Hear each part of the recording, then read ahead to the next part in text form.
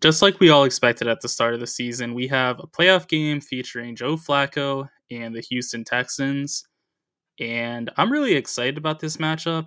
This is arguably one of the best games of the wild card round because, first and foremost, it is the closest spread of all of the games. The Browns are favored by just 2 points.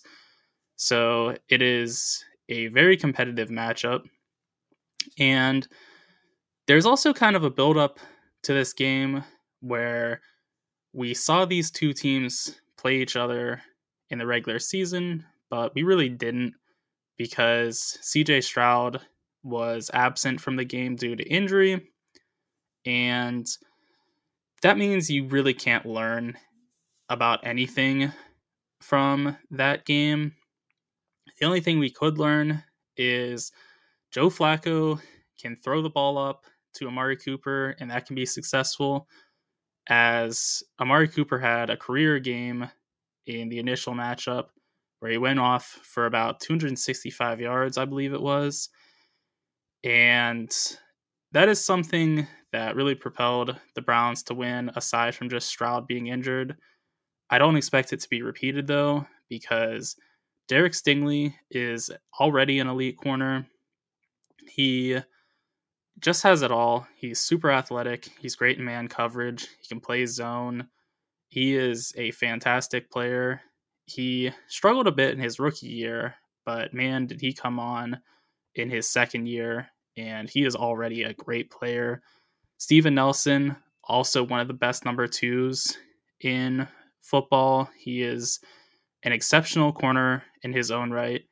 And then, really, Desmond King is a nice slot option as well. So they are solid across the board in the corner department. They should not be exposed by Cooper like they were in the first game.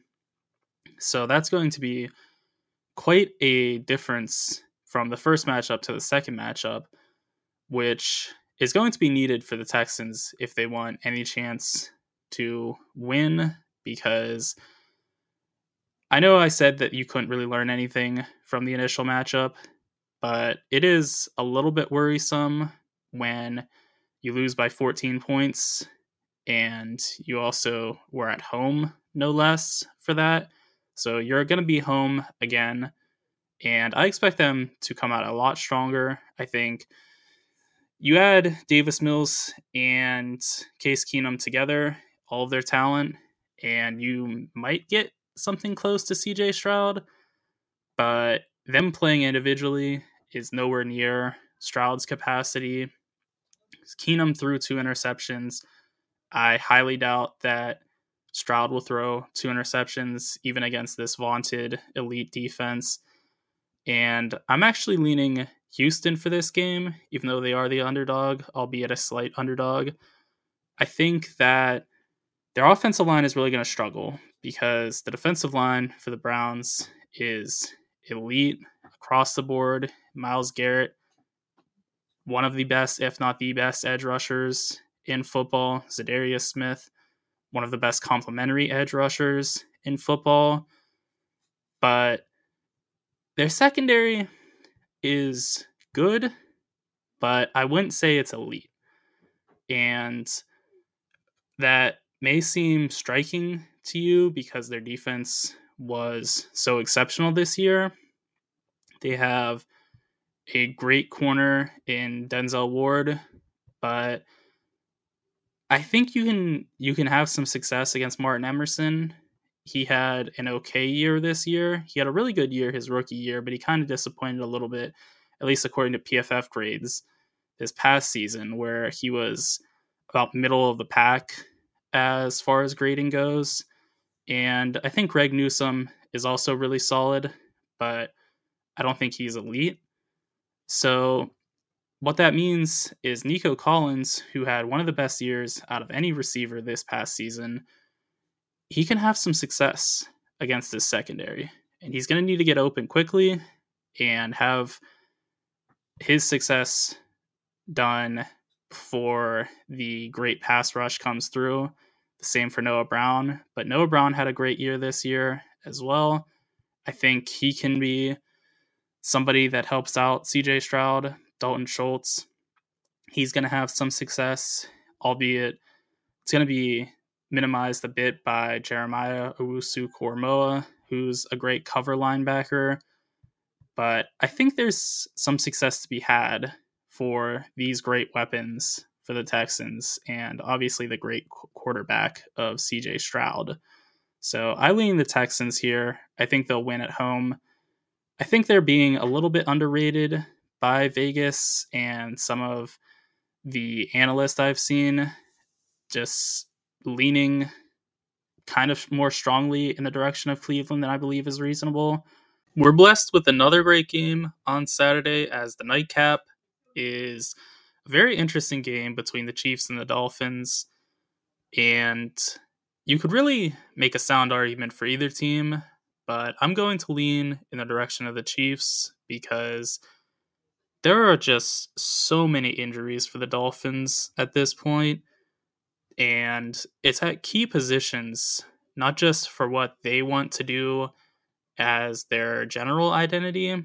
They're key for matching up against the Chiefs specifically because Connor Williams, their center, one of the best centers in football, is missing, and that's as they go up against Chris Jones, who's one of the best interior rushers in all of football.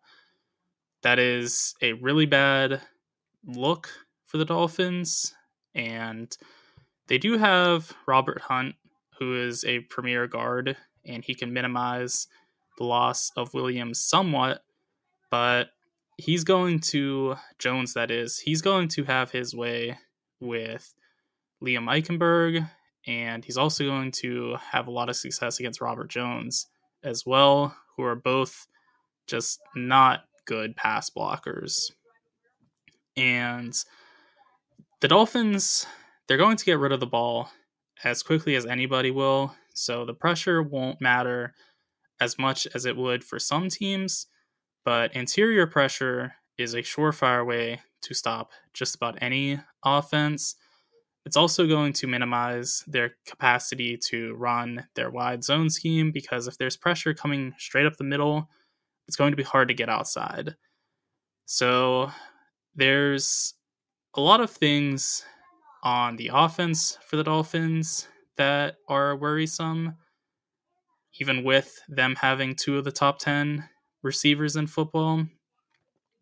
But there's also a lot to be worried about defensively for the Dolphins as well, because if they were healthy, they have three elite pass rushers in Jalen Phillips, Andrew Van Ginkel, and Bradley Chubb, but they are not healthy. They are missing all three of those players, and it just really becomes a question of how are the Dolphins going to get any sort of pressure on Mahomes at that point, and are they going to even be able to set the edge against the run against the Chiefs, because the Chiefs are not a very good rushing team, but that really comes down to the fact that their tackles aren't good run blockers. They have a really good interior run blocking unit, but the edge room for the Dolphins is going to be so neutered that I can see the Chiefs actually having a lot of success rushing the ball, which is uncommon for the Chiefs. They basically have no success rushing against anybody. In the end, I think unfortunately for the Dolphins, they just have too many injuries at this point, and this will be the deciding factor for them against the Chiefs.